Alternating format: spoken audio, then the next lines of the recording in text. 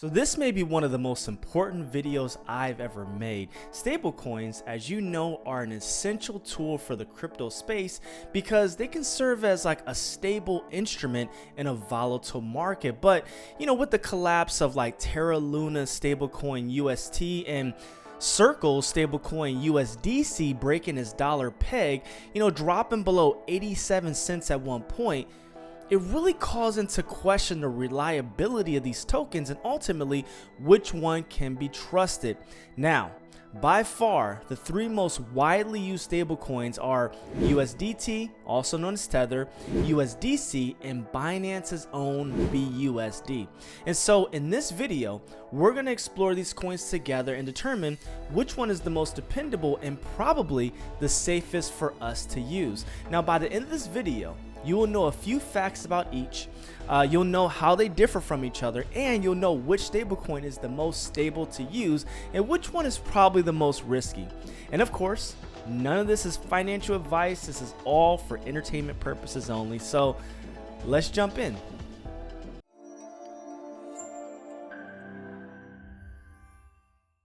So in my research, I learned some super interesting things about each of these stablecoins, some of which may actually surprise you. So I'm really excited to share that with you. But first, I want to give you a little background on each of these stablecoins. So some of the findings I reference later in this video will actually make sense. And if you're a little unsure what a stablecoin actually is, the simple definition is this. A stablecoin is a cryptocurrency that is supposed to act like a US dollar. Now, there are other stable coins that are tied to other currencies, but the three stable coins we're reviewing today are tied to the US dollar. Also, stable coins play a pivotal role in crypto because the ones we're looking at today are tied to the US dollar and can act like a US dollar. They can be used for things like payments, but more importantly, they can serve as a safe haven when you want to take profit. For example, if you're up $1,000 on Bitcoin, but you believe, Bitcoin is going to go down in price, you can exchange your Bitcoin for stable coins and preserve that value. So stable coins are a necessity to the crypto market, but what's scary is the idea that you can do everything right but have a stable coin fail on you and basically lose all of your funds in the process. Again, like what happened with Terra Luna stablecoin UST. So my goal is that this information will help you and I make the best decisions when entrusting our money to these assets. Great. So USDT, USDC, or BUSD, which one is the best and most trustworthy stablecoin? Well, out of the three, my initial response would probably be like USDT or Tether, and that's only because of Tether's dominant share of the stablecoin market. With a market share of almost $80 billion, Tether accounts for over half of the stablecoin total market. By comparison, USDC's market cap is around $30 billion and BUSD's market cap is around $7 billion. So Tether is, definitely the giant out there, being the largest asset of the bunch and with the most volume, which basically means at this time, more people use this asset. But my question to you is that enough to communicate trust? I don't know. So how does Tether actually work? We know that one USDT is always supposed to be worth $1 US, but what actions do they take to maintain that peg? Well, according to their website, USDT is asset backed and is backed 100% by Tether's reserves. Now, I like the fact that this asset is backed by other assets. Like in a worst case scenario, they could sell those assets if they ever needed to reimburse investors. But the only concerning point to me is what do those reserves actually look like? Is it physical cash? Is it Apple stock? What is it? And when you go to Tether's transparency page, which I actually applaud them for having this, but when you get there, it doesn't give you any real insight on what those reserves really look like. Now, I'm not expecting them to, actually show us the items in their reserve, which would be nice. But a more realistic showing could be like a breakdown of their holdings by categories. Something like this, for example, something like we hold 50% in cash and 25% in stocks and 25% in crypto. Something like that would be helpful. So, I kind of wish their transparency page could offer a little more transparency, but at least they do show how USDT is dispersed, and it's nice to see that they factor in a small cushion into their reserves. So what about Circle's USDC? How does that work? And does it offer any transparency? Well, according to Circle's website, their stablecoin is similar to Tether, as in they are both 100% backed by reserves. Again, this offers peace of mind to investors that their funds theoretically should always be redeemable. But it appears USDC one-ups Tether in the following way. According to their website, USDC is 100% backed by cash and short-dated US treasuries, which I like because 1, they're telling me what's in their reserves, and 2, this tells me that liquidity should really not be an issue. Another point that I like, they mention that their reserves are held in the custody of US banks, which, that separation of like company and funds communicates more trust to me. They also mention that they are a regulated licensed money transmitter like PayPal, like Stripe, like Apple Pay, which means they are consistently audited and reviewed to measure, the organization's health and ultimately protect users from shenanigans. The steps Circle has taken with USDC is like super impressive to me. They have structured an environment that makes their asset quite stable while at the same time making a focused effort to convey that stability to its holders. I like that.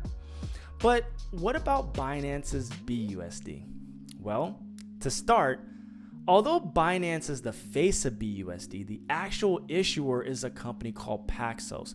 Together, Binance and Paxos, according to the Binance website, have combined efforts to offer a stablecoin that is designed to be highly regulated and to be an asset that is backed by high quality reserves. And so, just like USDC, Binance's BUSD is 100% backed by cash and short-term US treasuries. And as I already mentioned, I appreciate the transparency in this, and I appreciate the fact that there shouldn't be any real risk in regards to liquidity. Another aspect they have in common is in where their reserves are held.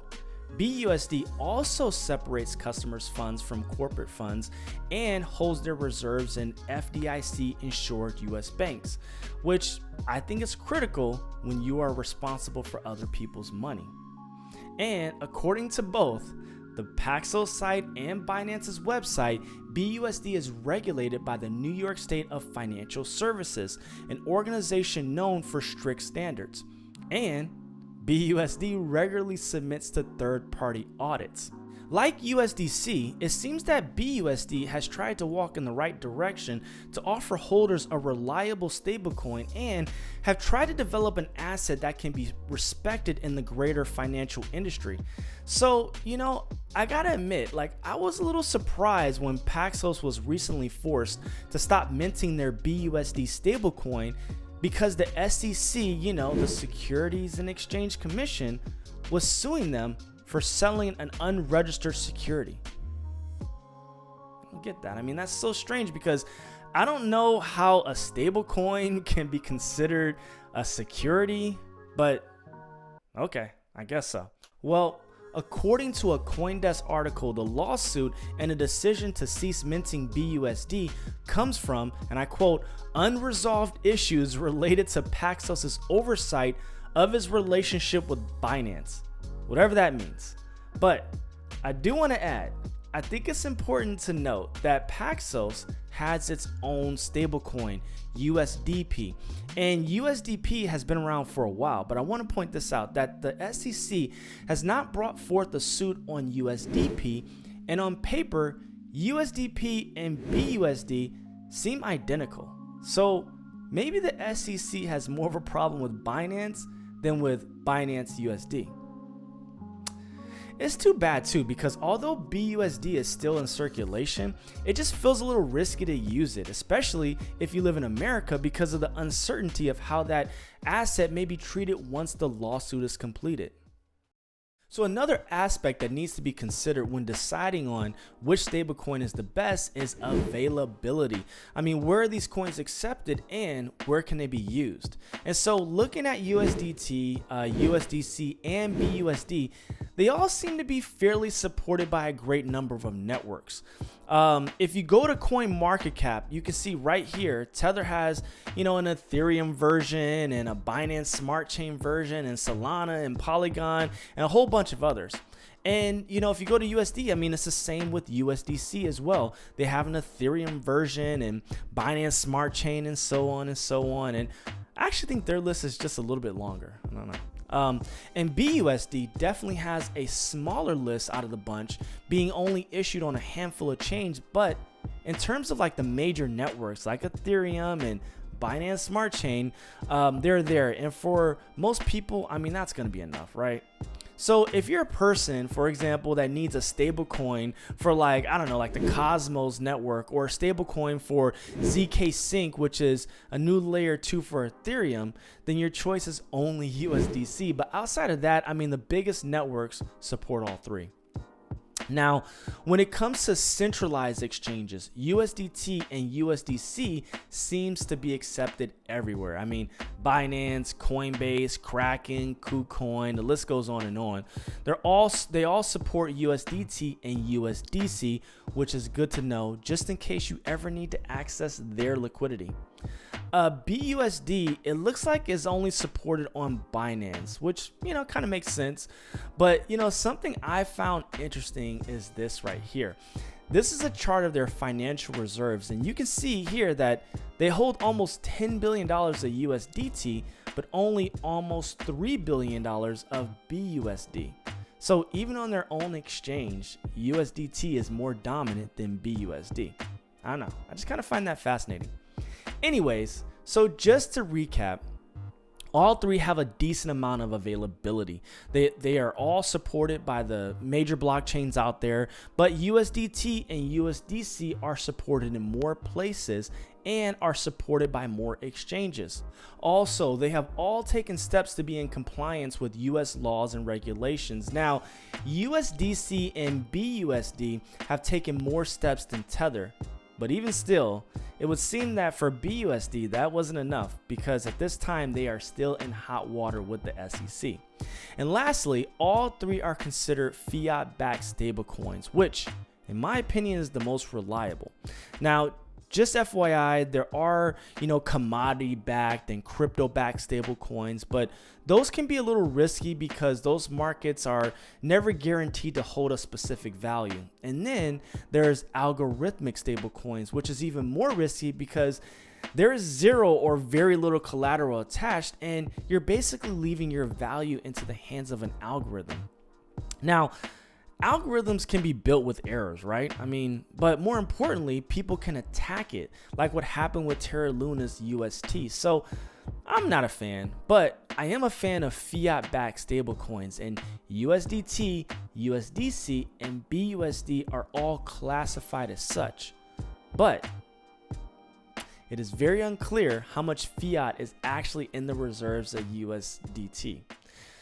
So when it comes to USDT versus USDC versus BUSD, it's pretty clear to me who the winner is. If all things are equal, first, I'm not choosing BUSD because of their legal issues with the SEC. So really it's between USDT and USDC. And USDT is the giant in the group, and so there's more liquidity. So as I said earlier, USDT would just be like an easy choice for me. But because USDC is more transparent about their reserves and the additional steps they have taken towards regulations, USDC is the clear winner for me. It just seems more trustworthy and it's available everywhere. But let me know your thoughts. I mean, which stablecoin do you think is the best and most trustworthy? Please let me know in the comments. Also, what are your thoughts on countries like the United States creating their own stablecoin? please also let me know in the comments. And lastly, I want to thank you for your time. Your time is so valuable to me, so I do hope you found value, and until next time.